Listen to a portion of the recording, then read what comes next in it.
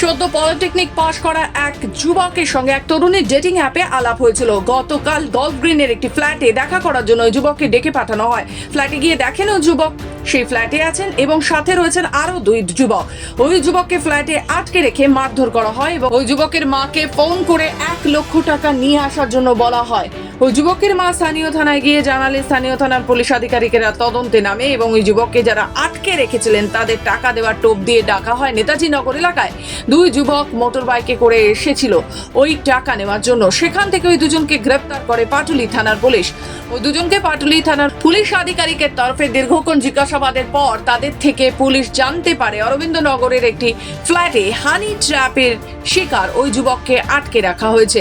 এই তথ্য জানার পরই পাটুলি থানার পুলিশ আধিকারিকেরা ওই ফ্ল্যাটে গিয়ে হানি ট্র্যাপের শিকার ওই যুবককে উদ্ধার করে এবং ওই ফ্ল্যাটের থেকেই এক মহিলা এবং আরো এক ব্যক্তিকে গ্রেপ্তার করা হয় এবং বেশ কিছু জিনিসপত্র বাজেয়াপ্ত করা হয়েছে।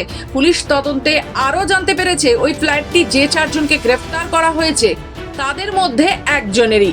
এই 4 জনকে আজ আদালতে পেশ করা হবে।